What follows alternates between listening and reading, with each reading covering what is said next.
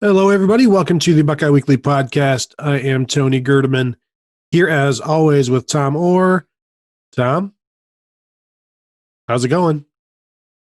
I'm doing great. I know how to operate a mute button. So that puts me ahead of at least one other person who is frequently on our Zoom calls with Ohio State coaches, which I mean, that's pretty good. I think that qualifies me to continue to be on those calls. How about you? How are you doing? Do you know how to use a mute button?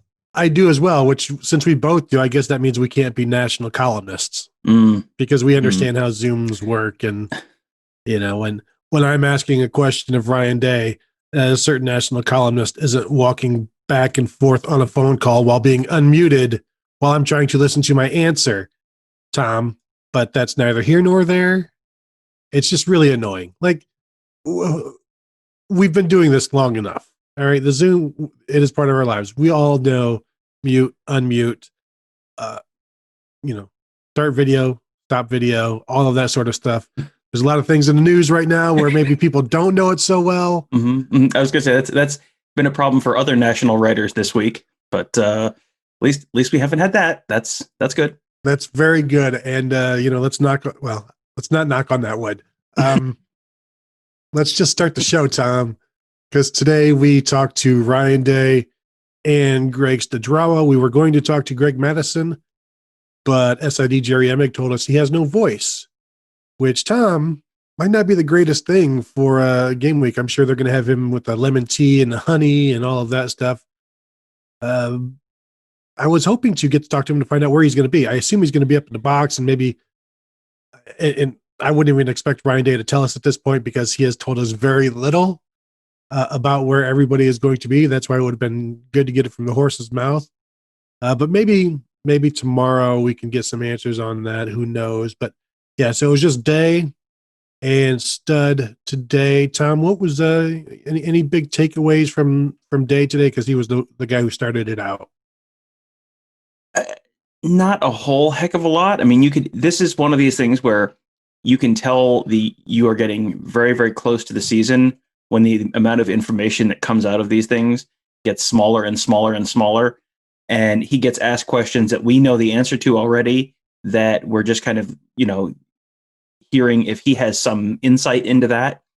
And he doesn't want to answer the question, like, who's the number 2 quarterback going to be? Well, we there's still a competition, and we'll talk about it on Friday, and see where everything is, and that could change week to week. But we'll see. What's the distribution of carries for the running backs going to be? Trey Sermon, Master Teague. Oh, we're going to have a pretty deep rotation.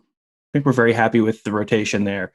It was not quite the Jim Tressel level of you ask him what time it is and he tells you how to build a watch, but it was just like, okay, good. So good. I'm not mistaken. There really is a game coming up soon because we are going into information lockdown about even the smallest, most inconsequential stuff. Yeah, even the defensive tackle regarding Teron Vincent and Haskell Garrett. And he's like, well, he went in camp, wanted to build some depth, and we've done that. And we'll see who's available and who isn't later in the week when they release their availability report, which will also be the release of the depth chart on Friday. So yeah, there's a lot of questions, not so many answers. One of the big takeaways from both of these guys is Master T comes back stronger. Nicholas Petit Freyr comes back stronger. Josh Myers, all of these guys go on quarantine, left to their own devices, and they all come back bigger, stronger, better, more rehabbed. And Ryan Day has talked about recruiting not just players, but good parents as well, like good families. And I think we've seen that from the way everybody has come back better, seemingly, when they've been put in these adverse circumstances. So I think that's a huge credit to the parents. It's a credit to the players. I would also wonder what's Mickey Marotti doing? Like, everybody leaves and they come back better. It's like, come on, guy, get with it. And so I think that was one of the big takeaways for me is just how disciplined everybody is, how bought in the families are. Nicholas Petit Freyr's mom is told Steph, like, I can't afford to keep feeding this kid, send me food. And fortunately they were able to do that for anybody who needed it, whether it's protein shakes or pastas or, whatever. But I guess this is one of those byproducts of recruiting the families as well, because everybody has been a part of putting this team together this year. If you're surrounded by people who are invested in your success and the whole family is there, that makes it much easier for you to be as bought in as possible and to when you're at home not get pulled in different directions, to be able to stay focused. If mom and dad and siblings are all invested in your success and involved in that process with you, then when you say, yeah, I got to go work out or whatever, no one's going to give you grief for it. No one's going to say, why don't you stay home and let's play Parcheesi at home instead? Like you're not going to get that. And you'll have people who are looking for ways to make it work and ways to make sure you're getting the 8,000 calories a day or whatever you need to be getting. That's not an easy thing. And I'm sure that there are plenty of football moms who are like, I could be done cooking now. Like I've done plenty of cooking today. But if you've got people who are really invested in that process, that makes that a much easier thing to really stick with. And, it's almost like having little mini personal trainers there with you at home to kind of keep you on task and keep you focused and kind of eyes on the prize that during this weird, uncertain time when it would have been easy to slack off, to kind of keep you focused and keep you pointed towards that goal. Yeah, I find all of that very interesting because you're right. It is, although there's a part of me that makes it sure seems annoying to have, as you would say, like many coaches or strength coaches all around you at all times. But it takes a village, Tom. As we know, it takes a village to send Ohio State players back to campus in shape. The another national writer who shall remain nameless asked Ryan Day, how confident are you that Ohio State can join Alabama and Clemson in the national title conversation?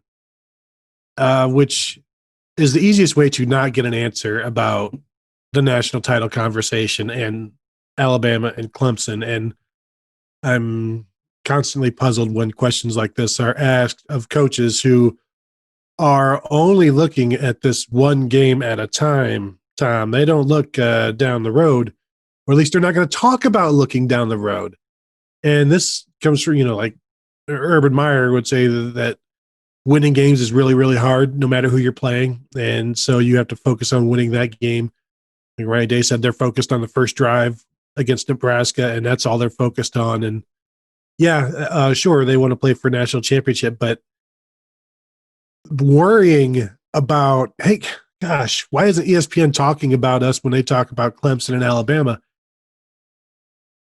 No, there's going to be, that's never going to be his concern. Not at least now, not with game one. It's the days leading up to the college football final rankings. That's when you start making these plays and want to make sure your name is up there. It's certainly not when you're 0-0. Am I correct?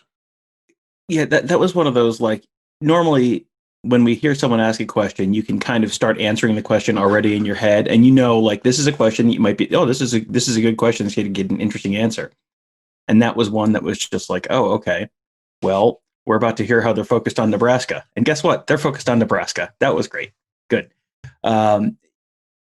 You're not ever going to hear guys talk about looking down the line at all. That's just not what they do. There are ways you can ask that question that are a little more likely to maybe get you some kind of a response. That was not it. But yeah, you cannot focus on the end result. You have to do the day to day. Like, you have to, this is training for a marathon. You can't just go, I'm going to run a marathon and just sort of just go out and run every once in a while. And I'm training for a marathon. Like, you have to follow the plan. There is a plan. I have to run this many miles on this day. Then I have to take a rest day. Then I have to do my long run on Saturday. And then I have to do interval training on a certain day. Like, there's a whole plan. You have to follow it very carefully. And then all of a sudden, hey, I can run 26.2 miles. That's pretty cool. You have to do all the steps. There's no shortcut. You cannot do the, I don't know if you ever were a How I Met Your Mother watcher. There's an episode where Barney bets Marshall that he can just run the New York City Marathon without training. And he says, here's how you run a marathon. Step 1, start running. There is no step 2. And I mean, and that's like technically true. But at the end of the marathon, he finishes and then he sits down on the subway and then he can't get up. And he's just like, he's stuck on the floor of the subway because his legs no longer work. Like that's what happens. And when your legs no longer work, sometimes it looks like losing to Iowa or Purdue. Like you have to stay focused on the task at hand and not look too far in advance. And by all accounts, I mean, everyone always says that. Like you will almost never have a team that goes, we're not worried about it. We're not worried about Rutgers this week. We know they're terrible. Like even if they do know they're terrible, they're never going to say it. But this sure does seem like this is a good enough team that Ohio State will not be looking ahead to Penn State this week. Like we have not heard anything about Penn State from anyone this week, which, and again, that's a testament to the question askers today for not asking stupid questions that they know aren't going to get answered. But that's also, I think, a little bit speaks to the these guys fought like crazy for however many months, 6-7 months to make this game happen. So by golly, they're gonna enjoy this game and focus on this game. Yeah, and Ohio State and Nebraska are connected in that way because they were two of the main culprits in getting this season played, which has built this bromance between Ryan Day and Scott Frost, and Day said that even after coaches, the coaches would have a call with the Big Ten each week, and then him and Scott Frost would have a side call kind of after that, discussing things. And Scott Frost on Monday credited Ohio State, really gave Ohio State the credit with getting this season back up and going. I think maybe because I don't know if Nebraska would have had the cachet just to do it by themselves. And so you had Ohio State in there as well. And we know the parents and the lawsuits and things like that. So there was, these two schools are tied together. And when Scott Frost was asked about it yesterday, like, do you think it's a coincidence that the Big Ten made you guys play on the first week? Like, no, I don't think it was a coincidence. Some would consider it, maybe look at it as punishment. They are now like 27.5 point favorite or underdogs or whatever. But fortunately, like, even as Scott Frost was being asked these questions, it wasn't like, do you think this is a punishment that you're being put with Ohio State? Because that's like, and we'll get into Nebraska more later in the week, but they're not nothing. So let's realize that, and that there are some issues that the Buckeyes have, talking about defensive tackle, and we'll see. I don't know. Maybe I could see somewhere where like they've removed the numbers from the jerseys and the names, and we don't even know who's out there on Saturday when we're watching the game. That might be a rule violation. But at this point, they are so like, we're not going to tell you anything, that I'm wondering if jersey numbers are going to be gone. Is that, could I be wrong?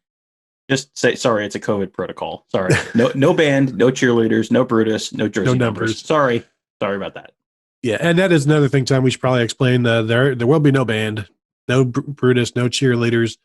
This all may be revisited later on down the road, including crowds, but right now that's all gone. I thought it was interesting because there's going to be ambient noise going on through the speakers, like 70 decibels, and then it can be ramped up to 90 after a good play for the home team. That they said it's like between plays, it's louder than like a regular game, just because it's just this constant noise, and that's, I guess, kind of annoying. But I still think that ambient noise is better than silence. I don't know. Like I don't mind all of this noise from the games that we've been watching. Maybe it's fake noise before the crowds were involved. Like I didn't have a problem with that. I don't have a problem with TV putting noise in. So there is that. I think it's just, you're just trying to have any bit of normalcy that you can. And if you can hear the seagulls, picking up nachos, then I think that might be. I'm not going to say it's going to be jarring or anything, but it's not quite football. I'm not sure they're going to be nachos. I'm not sure if that was on the approved list of concession items. True. It is. There is a little bit of like a veneer of normalcy when you watch a game on TV, and it's just the shot of the field, and you kind of have that murmur in the stands. That murmur kind of noise, or the sort of low cheering noise.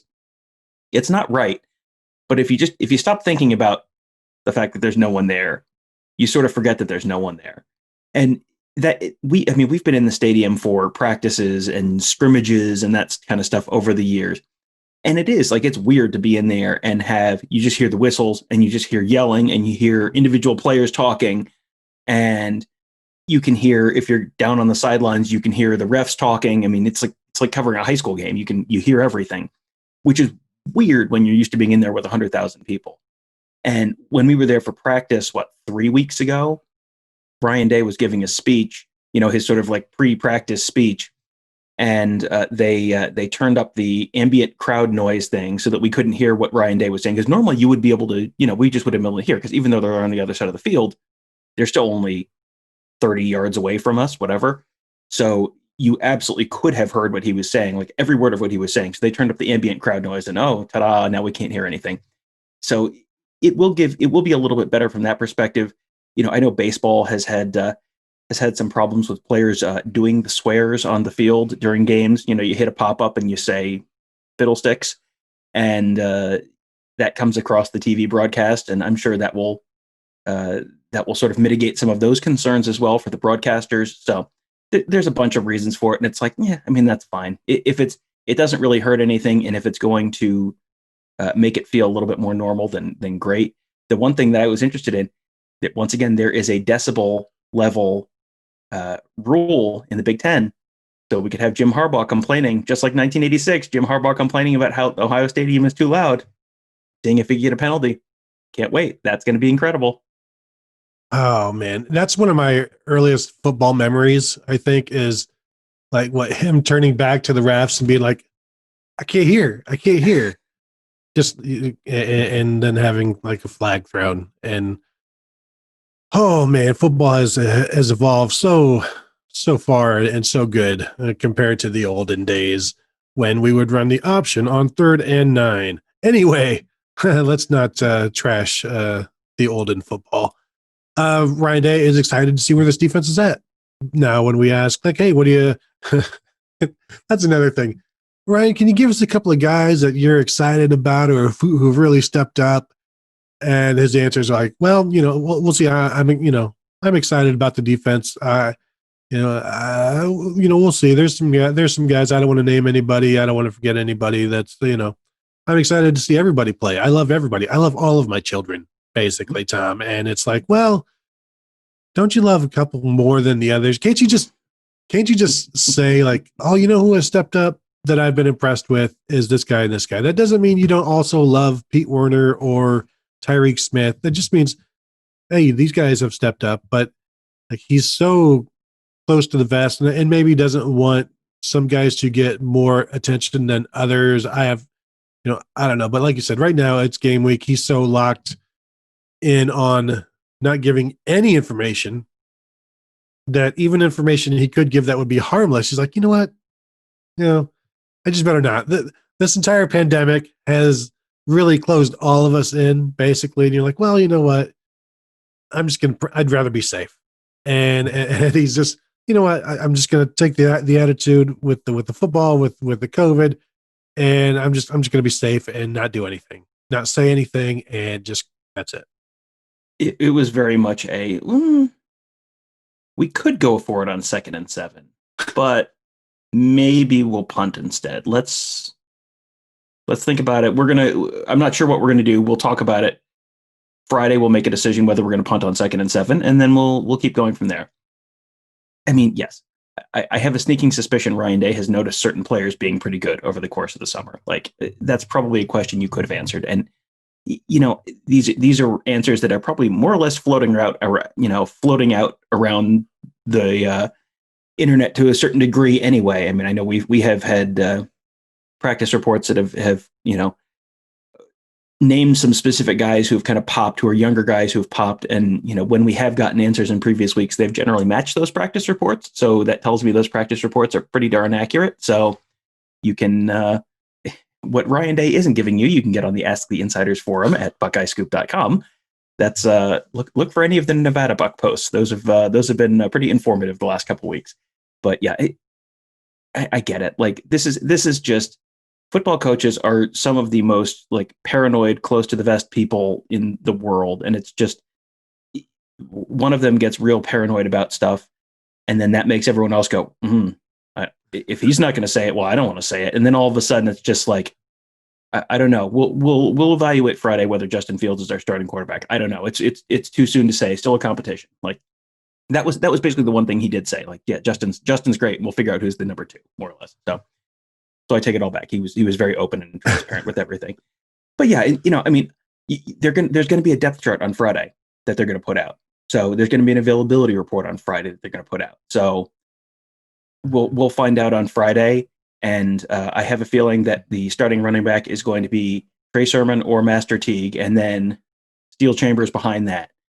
And I think we know who the linebackers are going to be. And I think we know probably who the defensive back, he named 6 guys when he talked to the defensive backs. So, and it's the 6 names that we've heard. So, I think we basically know what that depth chart is going to look like.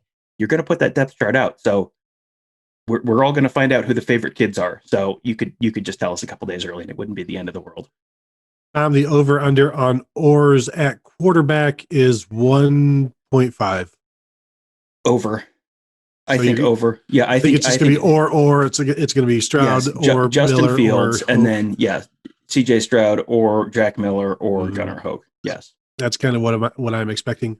Day did say that Nicholas Petit Freyr will be starting at right tackle, which I thought was like, that kind of surprised me. Not that he's starting because we've been saying that all along, but that Day said it. Mm-hmm. He also said Paris Johnson and Duane Jones would play, and it sure seems like when they say that and when Stud says that, and we'll get into some of the stuff that he was saying as well, it's like they mean it more this year because of the pandemic, and you have to get everybody ready to play and ready to step in. And so this isn't to me like last year with Brandon Bowen and Nicholas Petit Freyr, where they said, well, both will play, and then Petit Freyr didn't play until like the 4th quarter or whatever. And now I don't know that, will he play will they all play if it's 28-28 in the 4th? Who knows? But it sure seems like they will try to sneak some guys in maybe earlier than normal, just in case they ever do lose somebody. That's what they're preparing for. Stud did say that Petit Freyr is up to 315 pounds stronger and bigger than ever, and so they're super happy about that. And this is year 3, so this is the normal time frame for most offensive linemen, basically, when you've had a year to redshirt, even, and then the continued development. And we know his story with just trying to get big enough. And so that's been half the battle, if not most of the battle. And now we'll see finally if he is this, can he match the recruiting that he showed up with? So I'll be interested to watch that. We'll see how that goes. Harry Miller, stronger again than he was last year. And no offense to Mickey Marotti, but I would like to know what's going on when people go home and they come back stronger. He's making a lot of money. So Tom, edit this out, please, when we do finish this up, because I don't want this getting back to the strength staff. But they seem strong. They might be able to beat you up. I don't think, and I'm not going to edit it out just because I want to see how that goes. Well, you know what, then I'll just go home and come back stronger than ever, and I'll take them all on, because that's apparently all you have to do. But I think the big thing for me from Stud is that he said last year's offensive line was one of the best in the nation, and he told his guys today that they can be better than that.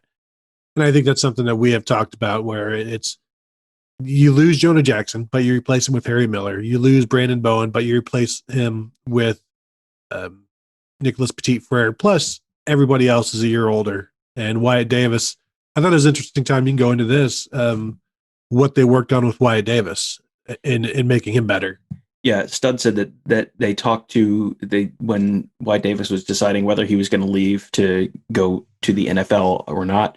They looked at the reports that they got back from the NFL on him and said, "Here's what you're good at, and here's where you need to work on." And so they came up with a plan to here's the way we're going to improve what you're good at, and here's the way we're going to improve what you need to work on.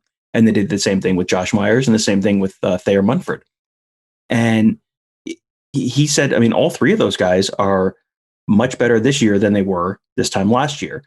Thayer Munford in particular actually is kind of interesting because he had those back issues that that kind of first flared up at the Rose Bowl a couple of years ago, and then he essentially missed 9 months. He essentially missed from like December to August of 2018 to 2019, more or less. And he ended up playing last year. It was better enough that he could play last year, but he missed 9 months of strength training. So therefore, he was not in the kind of shape that you really would have wanted to be in order to play. He still, he did a great job last year.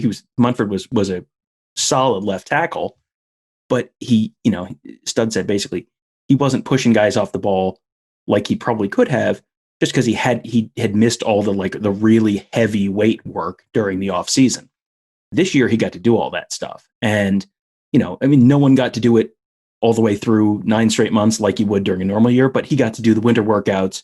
He got to do stuff this summer. So he's way ahead of where he was this time last year. The back is supposedly healthy again, and didn't sound like it was a real concern right now. So that's real big. And then Myers and Davis, just those are two guys who could have turned pro last year and would be playing in the NFL right now if they wanted to. And Davis is potentially a mid first round pick kind of guy next year. That those guys do not grow on trees. So that's the core of a pretty good offensive line right there. And the 2018 offensive line, what would you give the 2018 offensive line? A C plus, something like that? Maybe C minus. Yeah, and then last year the pass pro there were some issues in the pass pro, and that was definitely not all on the line. But you want to give them a B plus, A minus last year. That's probably realistic. This year, you have a chance to take another step up from that. So if you can go from a C minus to a B plus to a good solid A, that's pretty darn good. And as much as you've seen a lot of teams have trouble in the trenches and teams, not having the prep work done to really be comfortable with blocking and not having the prep work done to really be comfortable with tackling, if you have a real good offensive line this year and you can blow people off the ball, you are going to move that football during games. And that's going to be very, very hard to stop, because that's just, a good offensive line is a pretty good start to a fantastic offense during a normal year. And I think that might be even more true this year. Yeah, and Stud talked about the keeping low pad level against this Nebraska defensive line. And just the fact that Thayer Munford now no longer believes he has issues, he's past that. And he's passed all of his strength tests, and he's not worried about it anymore. So I think that will help as well. You mentioned Wyatt Davis. When it did look like he was going to the NFL, that's when Stud started putting Duane Jones in at guard and said he was unbelievable there. And after about 3 practices, there were no questions that he could play there. It doesn't sound like he's the go-to guy at guard, though, now. Like right now, that would be Enoch Vamahi and Matt Jones. If somebody went down, they would just plug one of those 2 guys in, and Duane Jones and Paris Johnson are the 2 backup tackles. And we've seen so many years where it's just one guy at guard and one guy at tackle, and now they've got 2. And then Luke Weipler at center right now has been the number 2 for a while. So it has me wondering, like maybe Harry Miller stays at guard next year. Because if you're thinking he's a 3-year player, why not have Luke go there next year and then stay there, for longer, get more seasons at center rather than just keep flipping a new guy each year. But Tom, that's next year. We've got time to discuss that. But yeah, the depth on the offensive line is he was confirming everything we've said coming into this whole season, where there's just the number 2 offensive line it would probably be one of the better ones in the Big Ten. And it doesn't seem like there's any shortage of guys that he's confident in. And right now, that's about the best thing you can say, because you don't know if you're going to have all 5 of your starters for however many games. Yeah, that was one of the things that he talked about that was kind of, a good reminder that there are no guarantees this year. They know you could have a positive test the night before a game and lose 1 guy, 2 guys, 3 guys, 5 guys. Like that is a thing that could happen. And he said that makes developing depth like even more important than normal. Like you always need to have good depth on that offensive line this year. However important it is during a normal year, like add 40% this year. It's super important this year. And when he was going through, he talked about Paris Johnson, Duane Jones. Okay, there's 2. There's your backup tackles. Matt Jones and Enoch Mahi at guards and Luke Weipler at center. Like, okay, now you've got, if they have 5 guys who are there who they're pretty confident in, that's pretty good. And there are true freshmen whose names we did not just say there, who have already lost their black stripes. Jacob James, Josh Freyr. Like there is some real depth there now where, and Gavin Cupp, we didn't say Gavin Cupp's name there. He's a 5th-year guy if he's healthy and can play. There's a ton of depth there. And this is one of the things where, yes, the first team Ohio State offensive line is better than anyone else's first team offensive line in the conference. Ohio State's second team offensive line is better than anyone else's second team, and probably better than about half of the first teams in the league. And their third team offensive line, like it would be a real disaster to have to get down to the third team. But if it did, that's probably better than anyone else in the conference. So, whatever this year, provides us, whatever this year provides us as people watching football, and in terms of like teams losing guys, or having to go run to plan Bs and all of that kind of stuff. However that shakes out, Ohio State seems like they're far better positioned than just about anybody else in the country to deal with whatever, however that ends up looking. Yeah, and the only other the real concern I would say would be the other side of the ball. Yeah, on the interior of that defensive line. Tom, I think that's going to do it for today. Do you have anything else that we did not touch on that you wanted to?